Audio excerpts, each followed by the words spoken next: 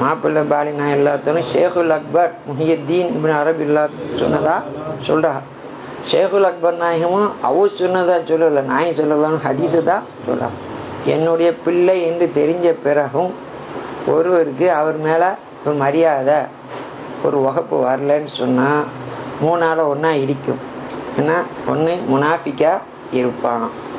முனாஃபிக்குன்னா நான் பேருக்காது இருப்பான், இந்த பாய் இந்த பாய் இருக்கும். அவனுக்கு மார்க்கு தொடப்பில் அரபு நாட்டுக்கு கார் ஓட்டுறதுக்கு அது ஓட்டுறதுக்கு என்ன எத்தனையோ பேர் மற்ற பேரில் எடுத்துகிட்டு போகிறாங்கல்ல, கொஞ்சம் லேசாக அடிக்கும்னு சொல்லிட்டு.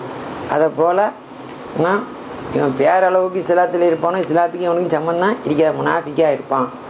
அல்லது என்ன சொன்னால் பலது ஜினா, அவன் கண்டிப்பாக அவன் பிறந்ததில் ஒரு ஃபசாது ஏற்பட்டிக்கணும்.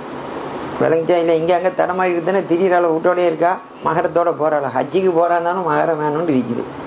மகரம் ஹஜ்ஜி எதுக்கு? அவனும் வழக்கு விடுறதுக்கு.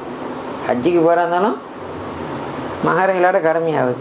அப்படிங்க உள்ள மகரம் இல்லை, அவன் அங்கங்கே திடீராலும் போகிற நேரத்தில் என்னமோ அசம்பாவம் நடந்து ஜினால பிறந்திப்பான். சரி, அப்படிலாம் திடீர வாங்கலைன்னு சொன்னால் ஹராமாக்கப்பட்ட நேரம், பொம்பளைகளுக்கு தொழு இல்லாத காலம் இருக்குதா, கைகோல் காலம், அந்த நேரத்தில் அவன் தரிச்சிப்பான்.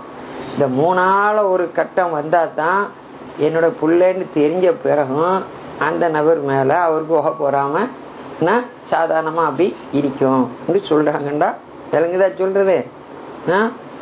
இருக்குது. அப்படிங்க உள்ள ஹஜ்ரத் முஹம்மது ஸல்லல்லாஹு அலைஹி வஸல்லம் அவளையே கணக்கு எடுக்காதவனுலாம் இருக்கிறவன், நாய் ஸல்லல்லாஹு அலைஹி வஸல்லம் பிள்ளையே கணக்கு எடுக்காதவனையும் அவன் சொல்லிட்டா முனாஃபிக்கா இருப்பான், ஜினால பிறந்திருப்பான், அப்படி இல்லைன்னா இதில் தெரிஞ்சிருப்பான்னு சொல்லி.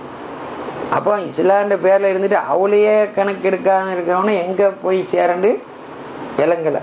என்ன